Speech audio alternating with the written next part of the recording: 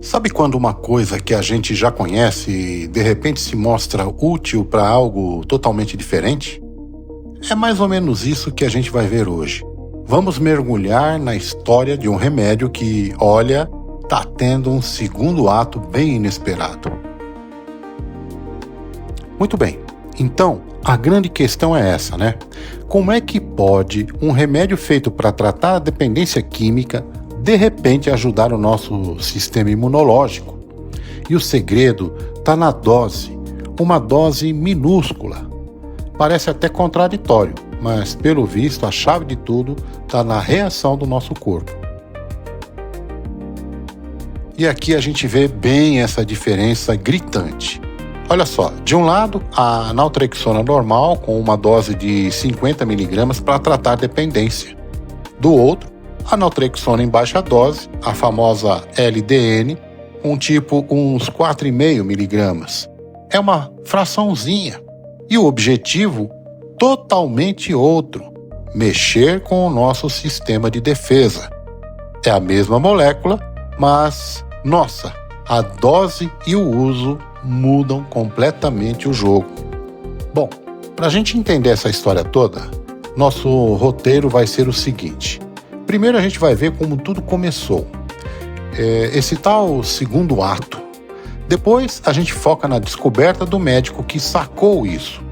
Aí a gente entende como é que o negócio funciona, quais doenças ele parece ajudar, como se usa na prática e, por fim, uma parte super importante: qual é a situação legal disso tudo.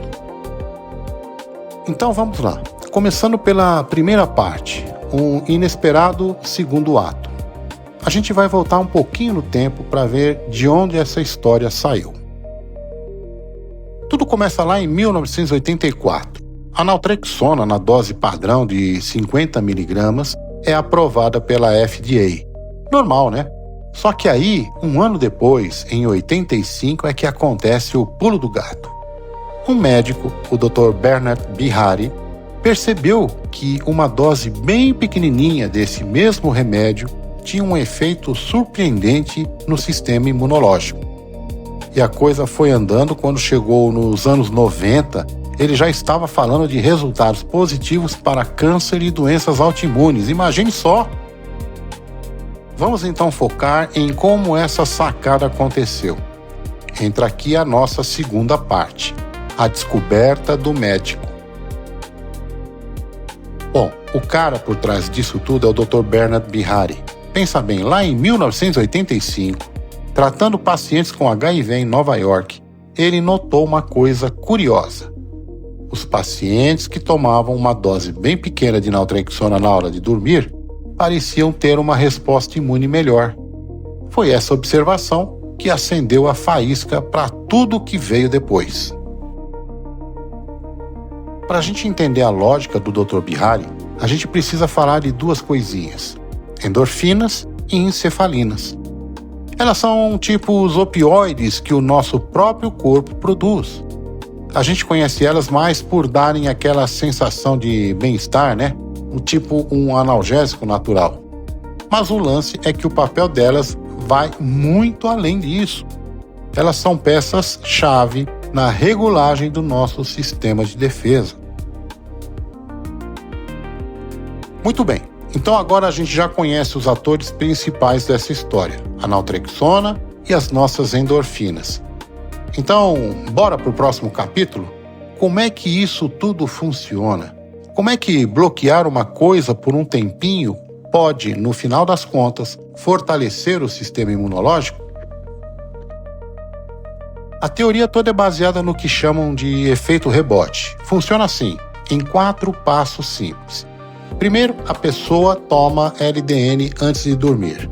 Segundo, lá no meio da madrugada, entre 2 e 4 da manhã, os receptores de opioides são bloqueados por algumas horinhas.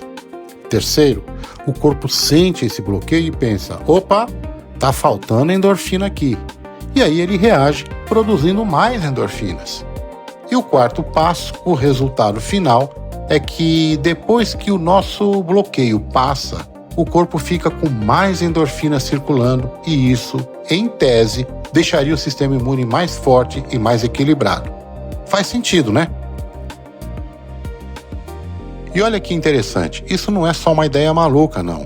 A fonte que a gente usou para destacar essa citação vem de uma revista médica super respeitada, o New England Journal of Medicine. Lá em 2003, eles já publicaram que as evidências mostravam sim que os opioides mexem com nossas células de defesa, ou seja, a base científica para essa teoria do LDN já existia. Pois é, e com essa teoria ganhando força, as possíveis aplicações começaram a aparecer. E é sobre isso que a gente vai falar agora na próxima sessão, um espectro de doenças. De acordo com o que o Dr. Bihari relatou, os efeitos aparecem numa variedade bem grande de tipos de câncer. A lista é longa, hein? Vai de bexiga e mama, linfoma e melanoma. A ideia principal era que, com mais endorfinas, o corpo teria mais força para lutar contra as células doentes. Mas é aquilo, né? Vale lembrar que esses foram os primeiros relatos, as primeiras observações que abriram caminho para mais pesquisa. E não parou no câncer, não. A lista de possíveis usos continuou entrando no campo das doenças autoimunes. A gente está falando de condições como esclerose múltipla, doença de Crohn, artrite reumatoide. A fonte até menciona um dado bem forte. Dos quase 400 pacientes com esclerose múltipla que o Dr. Bihari acompanhava, menos de 1% teve uma nova crise enquanto estava usando o LDN direitinho. É um número que impressiona, vindo de uma única clínica e que, com certeza, pede por mais estudos mais amplos. Agora, se segura nesse número. Voltando lá para o começo de tudo com os pacientes com HIV, a fonte diz que mais de 85% dos pacientes do Dr. Bihari que usaram LDN junto com os outros tratamentos chegaram a ter níveis indetectáveis do vírus. 85% é uma taxa bem alta, convenhamos. Bom, com esses relatos tão animadores, a pergunta que fica é: e na prática, como funciona? E é isso que a gente vai ver agora na sessão usando o LDN. Os detalhes, porque aqui os detalhes fazem toda a diferença. Então, vamos lá, porque aqui o perigo mora nos detalhes. A dose certa, segundo a fonte, fica ali entre 1,5 e 4,5 miligramas. Passar disso, nem pensar. O horário também é crucial. Tem que ser à noite, entre as 9 e 3 da manhã, para pegar o timing do corpo. Outra coisa super importante, não pode ser aquela fórmula de liberação lenta, sabe? O efeito precisa de um pico rápido no sangue. Até o pozinho que mistura com o remédio, o excipiente, importa. A fonte alerta para evitar o carbonato de cálcio, por exemplo. E claro, tem os avisos importantes de segurança. Se a LDN bloqueia os receptores opioides, bom, é óbvio que não dá para tomar junto com remédios para dor que são opioides, como morfina ou codeína. Um anularia o outro. Outro ponto, quem fez transplante de órgão e toma imunossupressor também não deve usar, porque pode dar interferência. E como é comum, ainda não se sabe se é seguro durante a gravidez. E tudo isso nos traz para a nossa última parte, que é fundamental para entender o cenário todo. Uso off-label, ou seja, não desaprovado. Mas, afinal, o que quer dizer isso? Gente, a expressão off-label pode parecer meio estranha, né? Como se fosse algo meio por fora. Mas, na verdade, é uma prática médica super comum e totalmente legal e ética. Basicamente, significa que um médico usa um remédio que já foi aprovado para uma determinada finalidade, mas para tratar outra coisa com base na sua experiência e em evidências que vão surgindo. E aqui a gente resume a situação perfeitamente. A naltrexona, a substância, é aprovada sim. O que é off-label é o uso dela em dose baixa para regular o sistema imune.